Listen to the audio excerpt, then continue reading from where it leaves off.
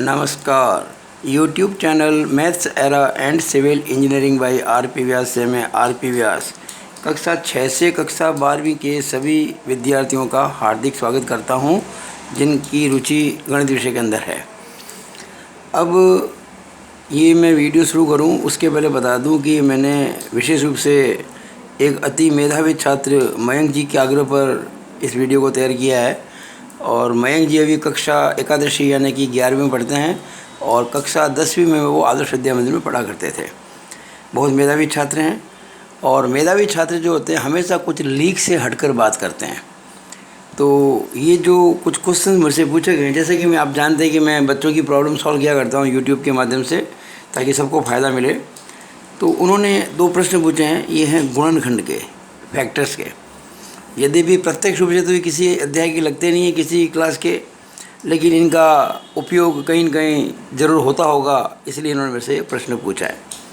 तो 2 प्रश्न पूछे गए हैं कि x+1 into x+2 into x+3 into x+4 -15, और दूसरा 4x into 2x+3 into 2x -1 into x+1 -54। इन दोनों के हमको करने हैं फैक्टर्स, यानी कि गुणनखंड।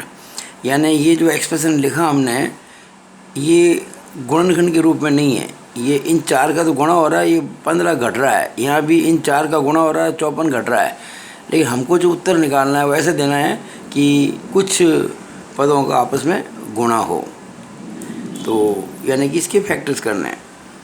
यहाँ मैं आपको एक बात और बता दूँ कि ये अभी दोनों प्रश्न में हल करने के बाद में एक और बात पर भी चर्चा करने वाला हूँ कि मैं अपने अति व्यस्त समय में से कुछ समय निकालकर एक योजना के तहत 6ठी से 12वीं कक्षा के जो बच्चे हैं उनकी समस्याओं का समाधान करने के लिए वीडियो बनाने की प्लानिंग मैंने की है, और उसका टाइम टेबल मैं आपको भी बताऊंगा इन 2 प्रश्नों को हल करने के बाद। तो ये मेरा पूरा वीडियो आप ध्यान से देखें और समझें, और अच्छा लगे इसको लाइक करें, शेयर करें, ताकि मैक्सिमम लोगों को फ़ायदा हो। और इस मेरे YouTube channel maths era and civil engineering by R P. Vyas को भी सब्सक्राइब करें अगर सब्सक्राइब नहीं किया है तो शुरू करते हैं। देखिए, मयंक जी ने जो पहला प्रश्न पूछा वो ये है, x+1 into x+2 into x+3 into x+4 -15। देखिए, विशेष प्रकार का गुणनखंड है ये। इसमें क्या ध्यान रखना है आपको, ये जो 4 पद हैं इनमें से किन्हीं 2 को साथ लेना है और बाकी 2 अलग हो जाएंगे।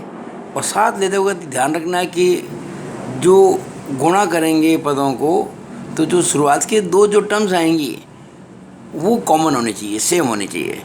देखिए, अगर मैं x+1 को गुणा करता हूँ x+2 से, तो x into x x² plus x plus 2x plus 3x आएगा। और यहाँ करूँगा तो x² प्लस 3 और 4 7x आएगा, नहीं बैठता है। लेकिन अगर मैं x+1 को x+4 के साथ रखता हूँ, देखो रखा मैंने x+1 इंटू x+4, और x+2 को x+3 के साथ रखता हूँ और -15 अलग से। अब अगर मैं इनको गुणा करूँगा तो ये x² प्लस 5x प्लस 4 आएगा। देखिए, 1x यहाँ से आएगा, 4x यहाँ से आएगा, 5x और 4 1 जा 4। यहाँ करेंगे ना तो 2x यहाँ से आएगा, 3x यहाँ से आएगा, 5x और 2 3 जा 6 -15। अब आप देखिएगा, ये x² प्लस 5x यहाँ भी आ रहा है और x² प्लस 5x यहाँ भी आ रहा है।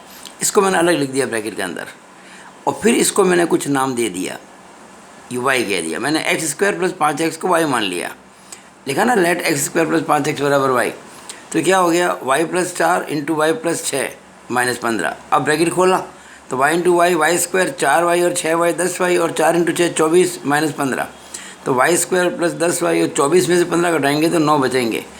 अब y² प्लस 10y प्लस 9 जो हैं, इसके अपन त्रिपदी व्यंजकों के जो करते हैं गुणनखंड, कक्षा 8 9 में पढ़ चुके हैं आप, कक्षा 8 9 10 के अंदर। तो इसके फैक्टर्स होंगे y+1 और y+9, क्योंकि 10 के करेंगे 2 गुणनखंड, 10 के 2 भाग करेंगे, 9 और 1 10 और 9 एकम 9। तो ये 1 इंटू 9 9 होता है और 9 और 1 10 होता है। तो y+1 इंटू y+9 इसके हो जाएंगे गुणनखंड। अब ये त्रिपदी व्यंजकों के गुणनखंड जो आपने पढ़े होंगे, अब वापस y का मान रख देंगे। y आपने किसको माना था, x² प्लस 5x को, तो लिख दिया y को x² प्लस 5x प्लस 1 तो है ही है, और x² प्लस 5x प्लस 9, ये इसका आंसर है। तो ये आंसर इसका, यानी ये जो आपको इतना बड़ा व्यंजक दे रखा था, इसके ये हो गए गुणनखंड। अच्छा, आप उत्तर की जांच कर सकते हैं आराम से। जैसे मान लीजिए आपने x को कुछ भी वैल्यू दे दी, x को मान लीजिए आपने, चलो एक बार 0 दे दिया। अगर 0 देंगे x को तो क्या हो जाएगा, 0 + 1 1, 0 + 2 2, 0 + 3 3, 0 + 4 4, 1 × 2 × 3 × 4, 4 3 12 दूनी 24, 1 24, 24 में से 15 घटाओ, कितने बचेंगे, 9। यहाँ आप रख दो 0, तो 0 + 0 0 रहेगा, प्लस 1 1 रहेगा, ये 0 + 0 0 + 9 तो 9 रहेगा, तो 1 × 9 9, तो ये भी आपके 9 आ रहा है, और वहाँ भी आपके 9 ही आ रहा था। 4 3 12 24, 1 24 में से 15 गए तो 9 ही आ रहा था। तो मैंने एक 0 रखा है सुविधा के लिए। आप कुछ भी रख सकते हैं, 1 2 3 4, लेकिन जो रखेंगे यहाँ पे वही रखेंगे आंसर में, तो आपको पाएंगे दोनों बिल्कुल सेम पाएंगे, यानी इसके ये फैक्टर्स हैं। अब करते हैं दूसरा प्रश्न। दूसरा प्रश्न ऐसा ही है, यहाँ 4x 2x + 3 2x - 1 x + 1 है, तो बिल्कुल हमने पहले की तरह जोड़े बनाए। तो 4x के साथ में लिया मैंने x + 1 को, 4x × x + 1, और 2x + 3 को रखा 2x - 1 के साथ में।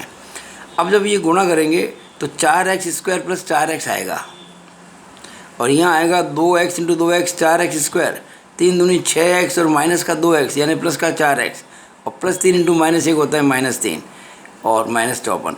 अब ये 4x² + 4x यहाँ पर भी है और यहाँ पर भी है, इसको अलग कर दिया। देखो मैंने ब्रैकेट लिख दिया 4x² + 4x, यहाँ 4x² + 4x ब्रैकेट में -3 और ये बड़ा कोष्टक लगा दिया -54। अब इसको हमने y मान लिया, जैसे पहले माना था हमने पिछले क्वेश्चन में। तो ये y × y -3, y -3 और -54 खोलेंगे तो y² - 3y -54।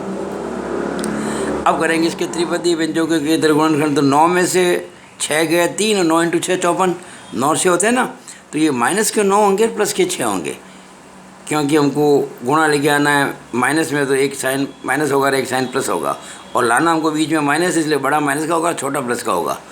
तो अब y कॉमन लेंगे तो y -9, प्लस 6 कॉमन लेंगे तो y -9, अब y -9 कॉमन आ जाएगा तो y + 6।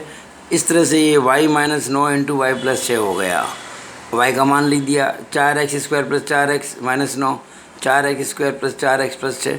अब ये तो ज़्यादा सॉल्व हो नहीं सकता, इसके फैक्टर्स पॉसिबल नहीं, कुछ भी कॉमन नहीं आ रहा, लेकिन हाँ यहाँ 2 कॉमन आ रहा है। 4x² + 4x + 6 में से 2 हम बाहर निकाल सकते हैं, तो मैंने ये बाहर निकाला बड़ा ब्रैकेट लगा के। 2 जब कॉमन लेंगे ना तो 2 का भाग लग जाएगा, तो 2x² + 2x + 3 हो जाएगा, और अल्टीमेटली हमने आंसर दे दिया। आंसर कैसे देते हैं, हमेशा जो अंक होता है उसको आगे लिखते हैं, तो 2 को आगे लिख दिया। फिर ये बीजीय पद 2x² + 2x + 3 लिख दिया, फिर ये बीजीय पद 4x² + 4x - 9 लिख दिया। और आप इसको भी जांच कर सकते हैं उत्तर की अपने। आप प्रश्न में x की मान, कुछ x का कोई भी मान रख दो प्रश्न के अंदर और हल कर दो, और उत्तर में x का मान रख दो, वही हल कर दो, दोनों बराबर आएंगे। तो मेरे ख्याल से मयंक जी की समस्या का समाधान हो गया है। तो जिस तरह से मयंक जी अपने प्रश्न पूछते हैं, हर बच्चे को इस प्रकार से प्रश्न पूछने की मैं आज़ादी देता हूँ, और मैं चाहता हूँ कि मेरे अनुभव का लाभ काफ़ी बच्चों को मिले। इसी दृष्टि से मैंने एक नया कार्यक्रम तैयार किया है आज, और ये कार्यक्रम मैंने आज ही तैयार किया है। मयंक जी के इस प्रकार प्रश्न पूछने से मुझ में एक नया जोश आया है कि भाई बच्चों की डिमांड हो तो हमको सॉल्व करना चाहिए, उनको हल करना चाहिए, उनकी समस्या को सॉल्व करना ज़रूरी है।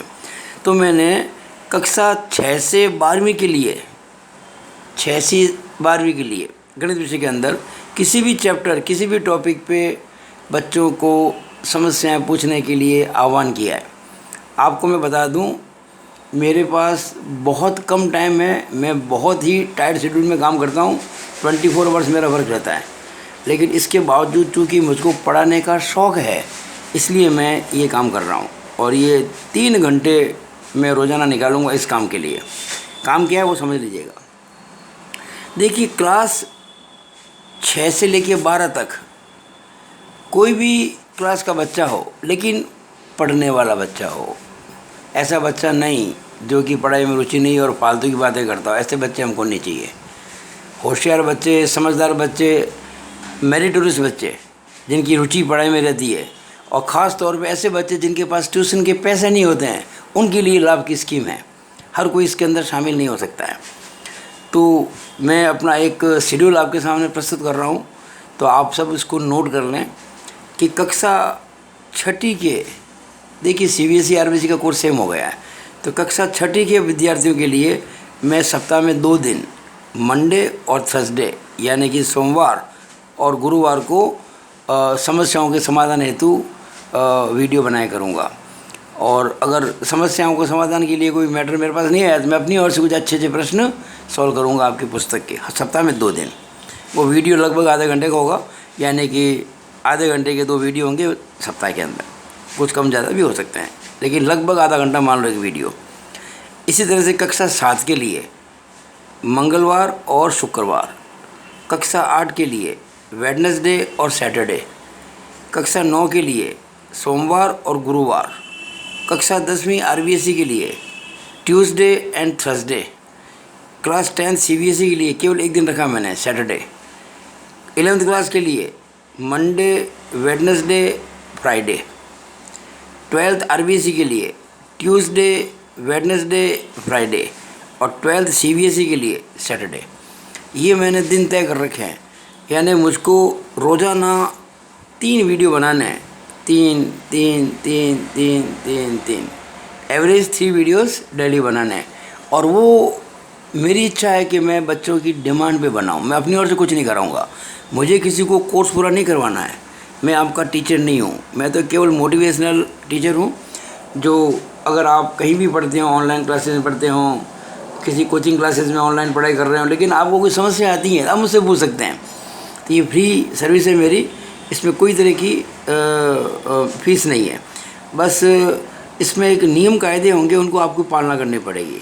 तो जो बच्चे इस मतलब सिस्टम से जुड़ना चाहते हैं उनका मैं एक हर क्लास का बनाऊंगा व्हाट्सएप ग्रुप, और वो व्हाट्सएप ग्रुप जो होगा 20 बच्चों से ज़्यादा का नहीं होगा, not more than 20 student in A group. और वो 20 स्टूडेंट में छाँटूँगा तो मेरे पास काफ़ी बच्चों की रिक्वेस्ट आएगी। रिक्वेस्ट कैसे आएगी, अगर आप हो सके नोट कर लीजिएगा। देखिए कि कोई भी बच्चा किसी भी क्लास का हो, 6ठी से 12वीं, तो वो अपना नाम पूरा लिख के, फुल फादर्स नेम या मदर्स नेम, किसी एक का नाम वो लिख दें पूरा। फिर स्कूल जहाँ वो पढ़ाई कर रहा है या कर रही है, full name including city village, जहाँ भी जिस गांव की, जिस शहर की वो स्कूल है, वो पूरा उसका स्कूल को पता कौन से स्कूल में है। जो बच्चा मुझसे अपनी समस्याओं का समाधान करना चाहता है, मैं फिर कह रहा हूँ, मैं आपको पढ़ाऊँगा नहीं, केवल आपकी समस्याओं का समाधान करूँगा और हर वो मुश्किल सवाल कराऊँगा जो आपसे कहीं हो नहीं रहा है। याद रखें, केवल कोर्स की बात हो रही है, मैं यहाँ कोई आईआईटी की पढ़ाई नहीं करवा रहा हूँ आपको, केवल आपकी कोर्स बुक, ठीक है ना, या जो आपकी कोर्स बुक के साथ जो अच्छी अच्छी किताबें होती हैं, आर.डी. शर्मा, आर.एस. अग्रवाल, दूसरी किताबें, वो भी ली जा सकती हैं। हर वो बच्चा जो मुझसे जुड़ना चाहेगा उसको लास्ट 2 ईयर्स की मार्कशीट मुझको व्हाट्सएप करनी पड़ेगी, क्योंकि पिछले साल तो लॉकडाउन के चक्कर में लगभग सबको प्रमोट कर दिया, तो उसका कोई अर्थ ही नहीं है, तो उसको छोड़ दो। तो 1 साल जो पहले वाला है उसकी अपनी स्कूल की जो फाइनल मार्कशीट है एनुअल की, वो मुझे व्हाट्सएप करनी होगी।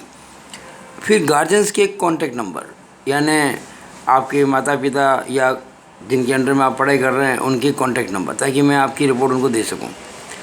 व्हाट इज़ इम्पोर्टेंट, क्या आवश्यक, मतलब क्या महत्वपूर्ण है, discipline of the group is the most important thing. मैं अगर मान लीजिए 20 बच्चों को अपने ग्रुप में जोड़ता हूँ, मैं उस ग्रुप का एडमिन हूँगा और मेरे पास काफ़ी बच्चों की एप्लीकेशंस आएंगी व्हाट्सएप के माध्यम से, तो मैं उनको छाँटूँगा और जो टॉप के 20 होंगे उनको मैं ग्रुप के अंदर स्थान दूँगा। तो डिसिप्लिन बहुत ज़रूरी है। इस ग्रुप के अंदर केवल और केवल आपकी जो मैथमेटिक्स की प्रॉब्लम्स है उसका समाधान ही किया जाएगा, कोई दूसरी तरह की बातें इसमें नहीं की जाएंगी। No any good morning, no any good evening, no कुछ भी नहीं। कोई तीज त्यौहार पे कोई फोटो पे भगवान की लगा रहा है ना, कोई अपनी कुछ नहीं करना है, कुछ भी नहीं सिवाय मैथ्स के क्वेश्चन के, नन अदर देन मैथमेटिक्स। तो लिख दिया ना, no any talk except concern study matter, बस। तो ऐसे जो बच्चे होंगे जो इन नियमों को पालेंगे, इन नियमों की पालना करेंगे, उनको मैं लेके ग्रुप बनाऊंगा। और इस ग्रुप से कितना फ़ायदा होगा उन बच्चों को, उसकी अभी आप कल्पना नहीं कर सकते, कोई भी कल्पना नहीं कर सकता है। नो बडी कैन एक्सपेक्ट कि उसके क्या फ़ायदा मिलने वाला है, वो तो जब होगा तब पता पड़ेगा आपको। तो आशा करता हूँ कि आप इधर रुचि लेके मुझसे कांटेक्ट करेंगे। तो वैसे बता दूँ मैं आपको, 11वीं के और 12वीं के ग्रुप ऑलरेडी बन चुके हैं, और 11वीं के अंदर अभी इस समय शायद 6 या 7 बच्चे हैं, और 12वीं के अंदर भी 5 हैं। तो मैं धीरे धीरे बच्चे बढ़ाऊँगा, और जो बच्चे ग्रुप की पालना नहीं करेंगे नियमों की, उसको मैं हटा दूँगा ग्रुप से डेफिनेटली। ठीक है, तो आशा करता हूँ कि आपको मेरा ये जो प्रपोज़ल है बच्चों के लिए अच्छा लगा होगा। ये मेरा डेडिकेशन है टुवर्ड्स स्टूडेंट्स, क्योंकि पूरी ज़िंदगी मैंने बच्चों को पढ़ाया, तो बच्चों से मुझे बहुत स्नेह है। और मैं इंजीनियरिंग साइड से हूँ, पॉलिटेक्निक कॉलेज का प्रिंसिपल रहा हूँ, इंजीनियरिंग कॉलेज में भी रहा हूँ। तो मेरा उद्देश्य है कि भाई अब जो इतना मैंने पढ़ाया, 64 साल की मेरी उम्र है, तो जो कुछ मैंने लाभ अर्जित किया पढ़ाकर, या जो कुछ मैंने ज्ञान पाया है, उसको बच्चों में थोड़ा बहुत बांटूं, मुझे खुशी होगी। इसलिए मैं ये आपसे सारी बातें कर रहा हूँ। तो इसको अधिक से अधिक बच्चों तक, जो भी ये मेरा वीडियो देख रहा है, सुन रहा है, वो इस सूचना को ज़्यादा से ज़्यादा लोगों को बांटे, तो मुझे खुशी होगी कि मैं किसी कुछ काम आ सका। धन्यवाद। It is all about this video. Thank you.